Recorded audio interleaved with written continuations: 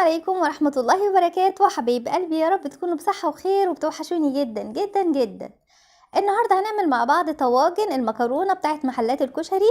طاجن المكرونة بالفراخ وطاجن المكرونة باللحمة، وهقول لكم على الأسرار والتكات اللي بتعملها المحلات، بتخلي ريحتها حلوة قوي كده، بتجيبنا من آخر الشارع، وكمان مهما عملناها في البيت ما بتكونش بنفس الطعم والريحة. أنا هقول لكم على الأسرار والحركات اللي بيعملوها اللي بتخليها لها طعم وريحة مميزين. هنعملها في البيت أحلى بكتير من اللي بنشتريها من بره، وبتمن طاجن واحد هتغدي العيلة كلها. حبايب قلبي سموا الله وصلوا على الرسول، ويلا نبدأ في الطواجن بتاعتنا على طول. بسم الله. هنبدأ الفيديو بتاعنا وهنبدأ بالصلصة. انا هنا معايا كيلو من الطماطم مقطعاه انصاف كده زي ما انتم شايفين، ومعايا بصلتين صغيرين. قطعت البصل فوق الطماطم، وبعد كده هنولع النار ونحط لها نص كوبايه او كوبايه الا ربع من الميه، ونغطيها ونسيبها لما تستوي خالص، وتتسلق الطماطم وتستوي. هنعمل بقى الفراخ. معايا هنا طاسه على النار، حطيت فيها مكعبين من الزبده او معلقه سمنه وشويه من الزيت، هنقلبهم لحد ما يسخنوا جدا. وبعد كده معايا حوالي 300 جرام من صدور الفراخ مقطعاها مكعبات بالشكل اللي انتوا شايفينه ده، وهنزلها على السمنه والزيت وهم سخنين، وهسيبها شويه لحد ما تنزل ميتها وتشربها وتكون بالشكل اللي انتوا شايفينه ده، ولونها هيتغير. بعد كده هنضيف نص معلقه صغيره من الثوم المهروس، وهنقلبها مع الفراخ لحد ما تتشوح ونشم ريحتها. بعد كده هحط كبشه صغيره كده من الكرفس. الكرفس بيديها ريحه حلوه قوي وطعم حلو، ولو مش موجود عندك ممكن تبدليها بكبشه صغيره كده من الكزبره. بعد كده معايا حوالي بصلتين صغيرين متقطعين كده بأي شكل، مش لازم بشكل معين. هنزل على الفراخ والثوم والكرفس والحاجات اللي موجودة كلها في الطاسة، ونقلبهم كويس لحد ما تتشوح كده ونبدأ نشم ريحتها.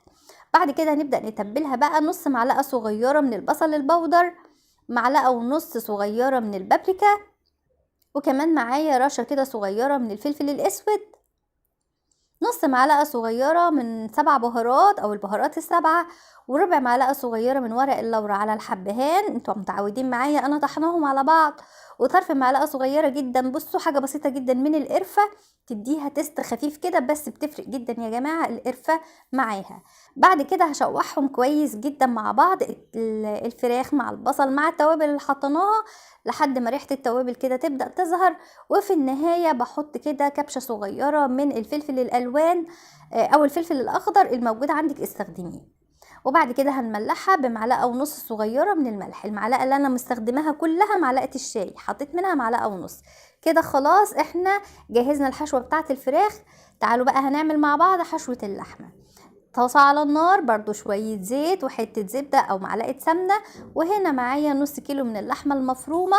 هننزلها في الطاسة وهي سخنة، يعني بننزل اللحمة على الزيت والسمنة وهم سخنين، وبنفضل نقلب فيها لحد ما تفلفل وتنزل ميتها وتشربها كده.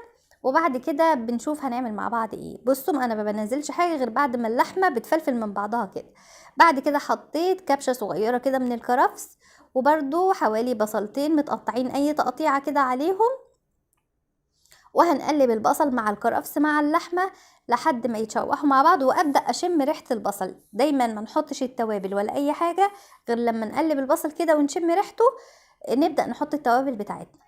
بعد كده حطيت نص معلقة صغيرة او ربع معلقة صغيرة من الثوم المهروس، وهنقلب كل المكونات اللي في الطاسة مع بعضها، ونبدأ نتبلها بقى كده. رشة من الفلفل الاسود، ونص معلقة صغيرة من ال7 بهارات، نص معلقة صغيرة من البصل البودر، وطرف معلقة صغيرة من القرفة، وكمان ربع معلقة صغيرة من ورق اللورة على الحبهان. طبعا خلاص احنا اتعودنا مع بعض ان احنا بنطحنهم وبنحطهم في معظم الاكلات بتاعتنا. وفي النهاية هنحط كده برضو كبشة من الفلفل الالوان او الفلفل الاخضر، وممكن تستغني عنهم خالص، بس بتفرق في الطعم وبتديها ريحة وتست حلوة قوي. طبعا هنقلب الفلفل لحد ما يبدأ يدبل حاجة بسيطة ونطفي عليه. ما بنسيبهوش لما بيستوي، بنسيب فيها جرشة بسيطة كده، مش عايزينه يستوي قوي. وهنا الطماطم بعد ما استوت، طبعا انا كنت حاطه لها نص كوبايه من الميه، والطماطم نزلت ميه، سبتهم لما نشفوا خالص وبقى فيها حبه ميه بسيطه خالص. بعد كده بسيبها لما تبرد وبضربها في الخلاط، بس اهم حاجه بسيبها لما تبرد خالص، ما تضربيش حاجه سخنه في الخلاط، او لو عندك هاند بلندر ممكن تضربيها وهي سخنه. بعد ما ضربتها ونعمتها، وما بنشيلش القشر ولا حاجه، القشر يا جماعه مش بنصفيها، القشر بتاعها بيكون مستوي. طبعا زي ما انتوا شايفين الصلصة قوامها تقيل وغليظة، انا عايزاها خفيفة خالص عشان تسوي المكرونة بتاعتنا، لان هنعمل المكرونة بتاعتنا نية. فانا بزود لها كوبايتين من المية او كوباية ونص لحد ما تخف. طبعا على حسب كمية الصلصة اللي انت عاملاها زودي مية. انا عايزة الصلصة بتاعتي تكون خفيفة مش تقيلة، تاني بأكد الصلصة عايزاها خفيفة مش تقيلة علشان تسوي لنا المكرونة. هنبدأ نتبلها بقى، معلقتين من البابريكا، ورشة كده من الفلفل الاسود، ومعلقة ونص من الملح او معلقتين من الملح صغيرين. وهقول لكم على التكة بقى اللي بيعملوها اصحاب المحلات اللي بتخليها ريحتها مميزة ومختلفة عن اي صلصة تانية بنعملها. ولو بتعملي الكشري اعمليه بنفس الطريقة دي. هقولك على تكة المحلات بقى اللي بتخليها مميزة، هي عبارة عن ايه.